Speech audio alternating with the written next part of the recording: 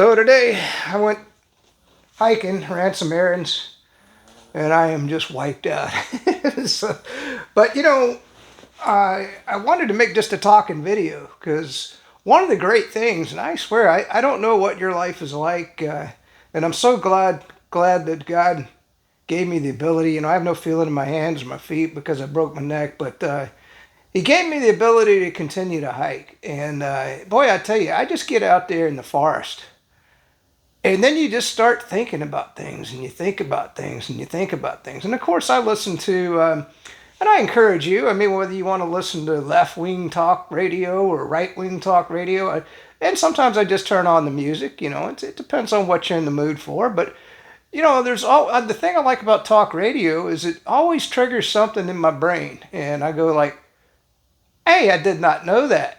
Or, this guy is a complete idiot. Or it's like, I wouldn't mind talking about that. So let's start the video with this is the Rubin Report. I don't know if you ever watch him, but he puts up some good clips. I just don't have the energy to film the clips, but I'll let you listen to them because I thought these words meant a lot in my life. What Roseanne did yesterday on Piers Morgan's show. What is a woman? A woman is me. A woman is somebody whose breasts hang down to her stomach and who has a prolapsed uterus from giving birth to 5 ungrateful little bastards who have never had to work for a thing in their goddamn life. That's what a woman is.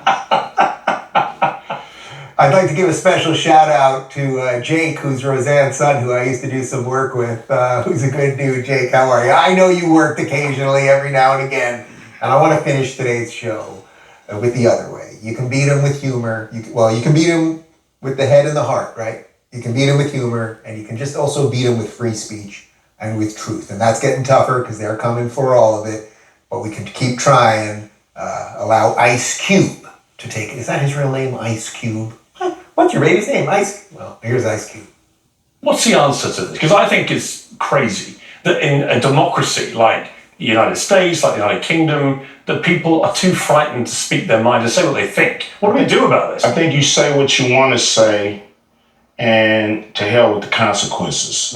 You got to be willing to fight for your rights and fight for what you believe in. And if you're a person who believes in freedom of speech, you have to fight and say what you feel and let the chips fall where they may and stand on that. And, it may not be an easy road, but I think you feel better about yourself when you say what needs to be said at the time it needs to be said and not afterwards where you go home and think, I should have said this when that guy was there, or when I was there, I should have said that and I didn't. That haunts you more.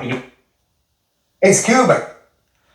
So those words, sometimes somebody gets on a talk show or whatever, and you go like, son of a gun, man, that kind of describes my whole daggone life these last 3 years. One of the reasons I'm divorced now is I spoke my mind.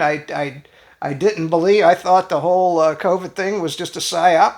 I don't want to get banned from YouTube. You believe what you want. Maybe it was all real, right? Okay. And people did die, no doubt about it. So anyway, and then I got very outspoken. And man, I tell you what, you want to talk about Democrats fleeing. They didn't want anything to do with me. Holy moly, they all ran away. So I promised my followers, that all 5 of you, no, actually I'm up to about 250 now on YouTube. And you know what? This was another thing that happened to me on Twitter. Okay, I had a huge following on Parler, and so I've been kind of rebuilding my business because I'm hoping that Elon is being honest and that Twitter is going to remain an open free speech platform. And one of the things, if you're going to write a book or if you're going to have to, put together a product, you got to be able to market that.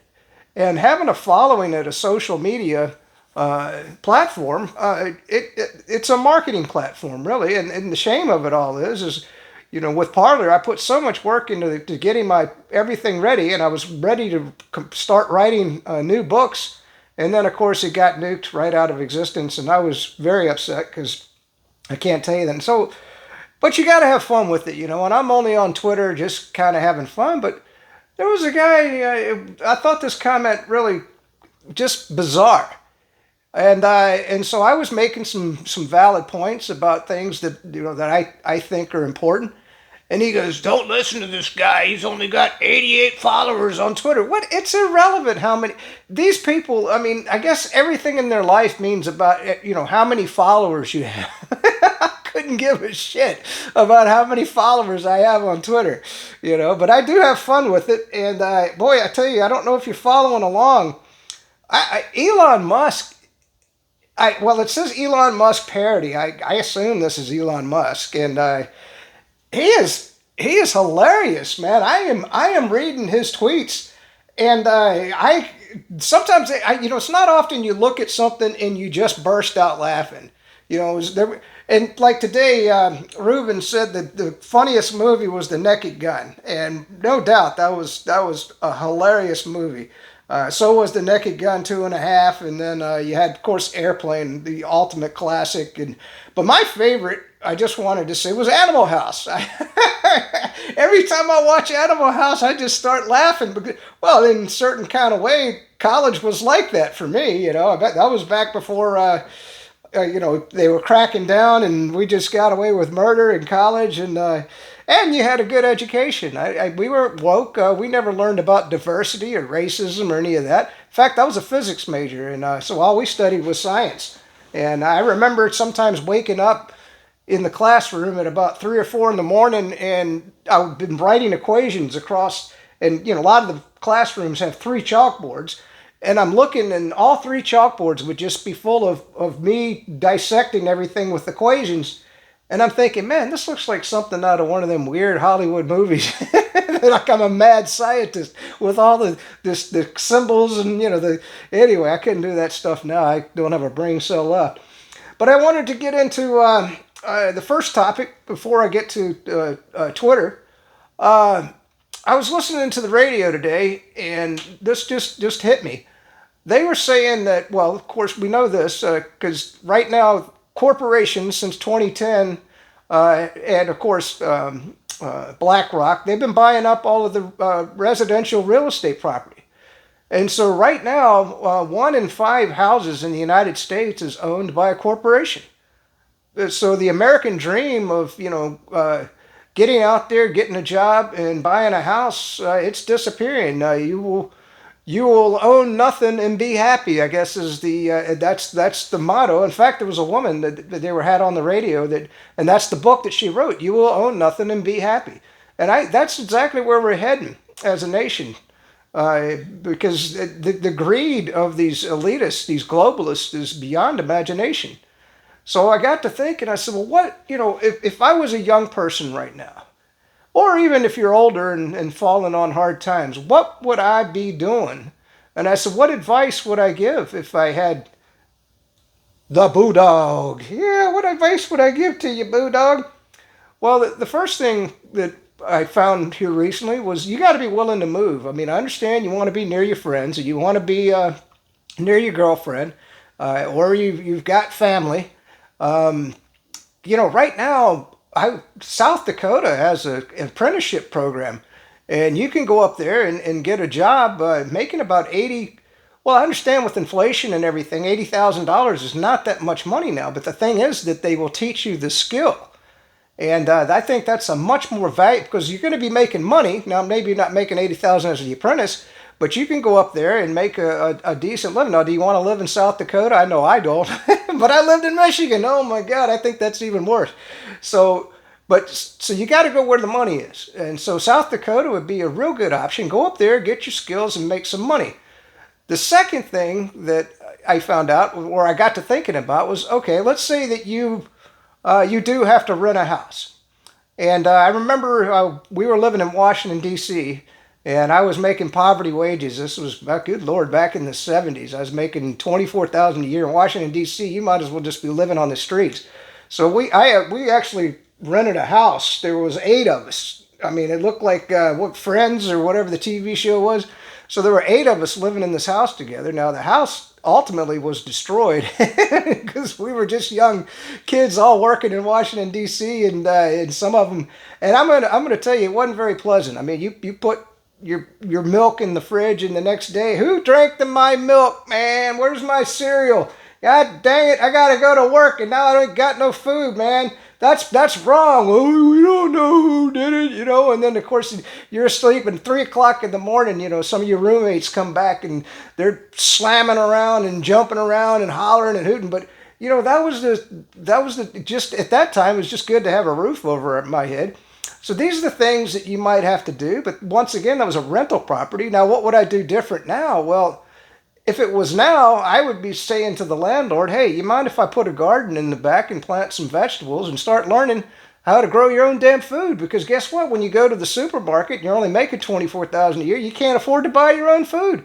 So get out there and grow you some food. I bet the landlord, as long as you told him what you were going to do, and especially if you got some roommates, maybe they might get on board with it. If you've got 4 or 5 people taking care of a garden, you can grow a good amount of food in a small place, or even have a hydroponic garden. So that's if you had to rent. Now, what would I do if I moved to South Dakota? One of the things I thought about was buying a trailer, okay, or an RV. RVs are coming down in price. They're pretty dirt cheap. Now, the advantage with an RV is like when you're young, you're kind of moving around from job to job. So it's hard to buy a piece of property, especially if you're going to take out a loan for it, which you can't do now. I mean, with the interest rate so high, I wouldn't recommend it. But you could buy you an RV, and there was a campground up in northern Michigan where someday I wanted to park a trailer in there. It was only at that time it was $180 a month to rent your lot. Now, if you paid for the RV, especially if it was an old crappy RV, but you know what? They're nice, man, and it had all the utilities. You had your internet, you had your water hookup, and they had showers. There was a shower facility where you could go and get your shower, or you got water hookup, so you could just take the shower in your RV. But and they had a washer and dryer and a whole laundromat there. You don't even have to have a washer and dryer. So that would be a really good option if you were working like in South Dakota. You could, and the nice thing is you own your RV. Okay, the RV is going to depreciate. Well, that's a lot better than renting, right? Let's say you paid $30,000 or $20,000 or $15,000 for the RV. You're going to turn around and sell it, let's say for $10,000, $15,000, $20,000. You know, so you're going to get most of your money back. That's once you decide to get rid of it. But the beauty of an RV is that you can go, okay, I lost my job here, or I don't like this dude, man. I'm going to go someplace else. You know, 2 cities over. You know, I've got a better opportunity. You just grab, you know, and you can pay somebody 50, 100, 200 bucks. They can, if you don't have, because I mean, having a pickup truck to be able to tow the RV is expensive as hell. But you know, you could have to pay somebody, and you know, it might cost you $300 or whatever. And that, as long as you're not going, you know, across the country or something, they'll tow that RV over to the next place, and you just park it wherever you are. The other thing, if you wanted to build up on some real estate, buy you a little piece of land. You know, you could put a trailer in there, but the problem with that is you know, if you do want to move around, you got to be able to sell that land, turn it back into liquidity, and when I say trailer, I'm talking one of those permanent trailers, you know, that you park on it. But those are fairly cheap and be a good way to go. Or you know, a buddy of mine, he lived in a trailer park. I didn't understand it, but turns out he was making about $80,000 a year. I was like, why is he living in a trailer park? Well, number one, it was dirt cheap. And number two, he liked the people there. There was a lot of weird. I don't know if you ever watched the movie. I can't remember. It was a science fiction movie, The Last Starfighter. And the kid was living in a trailer park, and it was funny because all the characters in there reminded me of my buddy that lived in that trailer park. He said, I just like the people, man. He says, we all hang out together, you know. He says, we got some crazy-ass people. He says, you know, and plus, the reason why he was living there, he liked to smoke pot. So it might have been doing some other drugs too. You never know. So that's a piece of advice. And then as you move along, you can graduate up to a modular home or whatever. But this is how, as a young person today, Because ownership, things in life don't, and it's good God, no. I mean, I see them out there advertising for you to rent a TV. You don't want to rent no damn TV. You know, you can buy a 30, 40-inch TV now for $300, man. You know, don't tell me you can't deliver some pizzas in the evening and get $300. You know, you can make that in a couple of days. You know, and just buy you just a little TV. I understand, you know, the expenses. The last thing was there was a statistic on the radio today about credit cards. And they said that right now there's so much credit card debt that basically every person in the United States has $5,000 of credit card debt. That blew me away. That means that some people have like $40,000 in credit card debt, and some people like me have zero in credit card debt. So anyway, these are all things that I just want you to think about. This is just a quick talk and video. I wanted to go through just a couple of tweets here. And this is Elon Musk. I want to start with him because I'm telling you, you got to follow him on Twitter. It says, remember when Zuck launched a competitor to Twitter and it died within a week? Good times. I mean, why does that crack me up? I mean, he's always got something on there that just destroys me, you know. Let's see. This is another person. Senator Lindsey Graham threatened Russian pilots against using cluster bombs in Ukraine. Now he's arming Ukraine with cluster bombs, which is true. I mean, this is all these. That's why I love these tweets. Let's get down here. The White House has publicly disavowed attacks carried out by the Kiev regime, drawing a dividing line between armed sales and terrorist attacks. Zelensky has become toxic to the West. Okay, so that's just kind of a wild one. Then you got, let's see. Leah Thomas is an Antifa warrior. Knocked me over with a feather. Democrats, when you lose the White House, you'll pay a heavy price. Yeah. Oh, yeah, this was Charles Barkley. I don't know if you followed along. He was telling everybody, you know, that you're a redneck a-hole, which, you know, if you've ever watched my videos, I say my pronoun is a-hole. So be sure and watch that video. And so it was funny because I'm not drinking Bud Light no more. So I guess Charles Barkley was talking to me. He says, you're an a-hole if you don't drink Bud Light. And I don't know where he was coming from with all of that. And then I wanted to get into some comments here. Let's see. Let's see. Yeah, this is one I made because they were talking. There was a guy in Ukraine saying how they're winning the war and everything. And I commented out, Baghdad Bob lives again. Yep. And we'll get into just a couple of things to talk about. Let's see. Reply. This is a reply to me. She looks like the type of person that aims for pets in the road while driving, though she's really never driven herself anywhere. This was talking about the press secretary. Well, I often say my pronoun is a-hole, and since I no longer drink Bud Light, I guess in my case he is correct. You're like me. I would love to see him just cream their clocks. While I enjoy it, I see no reason to. Anyway, it's just kind of fun to go through all these comments and stuff. I wanted to, obviously, I always have to get back to the Ukraine war. As you know, they hit it with a submersible.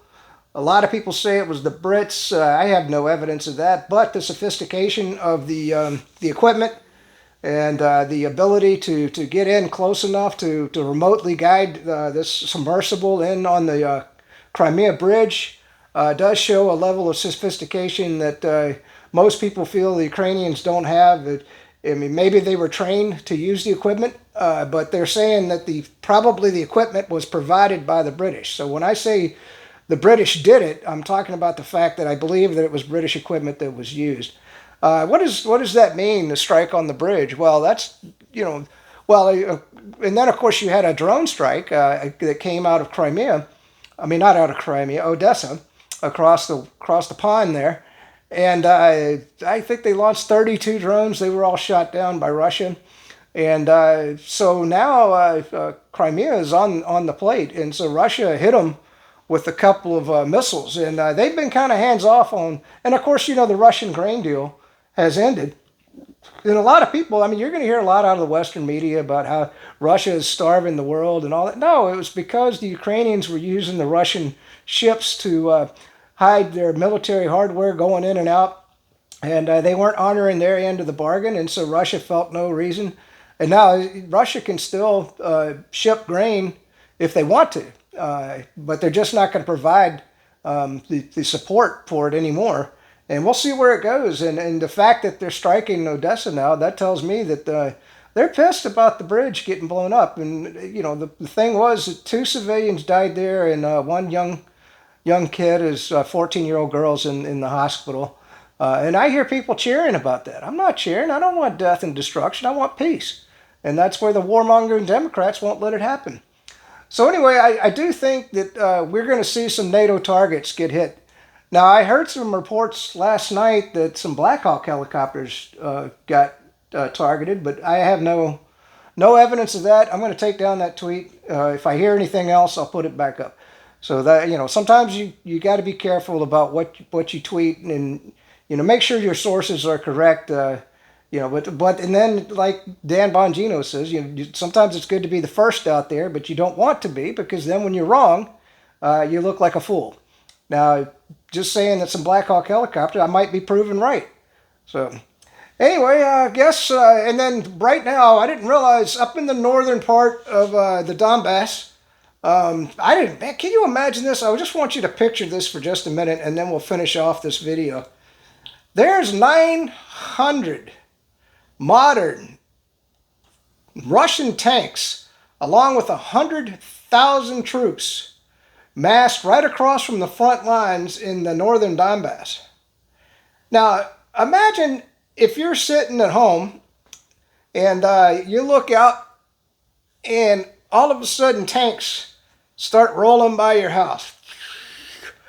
I mean, and these are the top of the line, you know, the best of the best tanks, you know, and the ground is shaking and you're hearing them and you're going, wow, you know, there's a few tanks out there. And it goes on and on and on, and you're like, how many flipping tanks are going to roll by my house? And then, of course, either around the tanks or between the tanks or after the tanks or before the tanks, here comes 100,000 men, fully armed, fully garbed, you know, marching along. And I mean, it would be like in the movie, what was it called? Wizards. Remember that? That was an old, if you ever not watched that video, it was kind of an original anime movie. But that's what you'd be looking at. You'd be going like, how long does it take 100,000 troops to march by, and 900 tanks to roll by your house, and then 100,000 troops to march by your house? These numbers are just, they're mind-blowing. I mean, I've never seen war on a scale like this in my lifetime. And hats off to the Ukrainians. I don't know how they're holding up against these numbers. I mean, I know NATO's feeding them hardware as fast as they can, but you gotta have the manpower that's willing to die, you know, plant the flag in the ground and stand your ground and sit there and go, okay, I've got 15 tanks coming at me. I'm going to continue shooting at them. You know, I got an artillery piece. I might be able to take one of them out, you know. I'm going to die, but I'm going to sit here and I'm going to hold my ground. But anyway, that's just that. I just wanted to paint that picture for the last part of the video. I wanted to talk about what young people can be doing today. By the way, the Elon Musk tiny house. I don't know if you've seen that. I don't know how easy they are to get. From what I understood, they were going into production. And that's something I've thought about. I would love to have a little getaway. Buy a piece of land out next to the Ocala National Forest somewhere, you know, off the grid, and just put a little tiny house on there. Now, the problem is getting the utilities in there. You got to have your electricity, your water, your sewage. And that was another thing that I thought about. You know, it's not that big a deal to build an outhouse, depending on where you are, okay? So let's say you do put a trailer or a RV in the forest. You go out, you dig you a 6-foot hole, you build you a square structure around it, and then put a toilet in there, and now you've got yourself an outhouse, and you could use that. Now, I know in the wintertime, I wouldn't want to be going outside to use my outhouse, but I'm just telling you, we're heading for hard times, and you're going to have to start thinking outside the box. That's all that I'm saying. You know, the government ain't going to feed you. And then, of course, the beautiful thing is if you had that piece of land out in the forest somewhere, you could grow a garden. So you've got your outhouse. That takes care of your toiletries, which you can dig on your own. You've got your trailer to live in. That's your shelter. Probably didn't cost you that much money. It's on wheels. It's portable. And you bought your piece of land. Hopefully you didn't pay too much money for it. You know, anyway, let's do the mantra.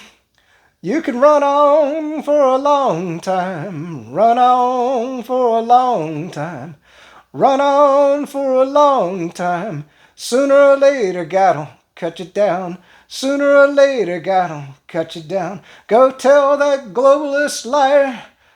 Go tell that Democrat writer. Go tell that rhino rambler. That bike-biting U.S. politician. Tell them all that God's gonna cut them down. Tell them all that God's gonna cut them down.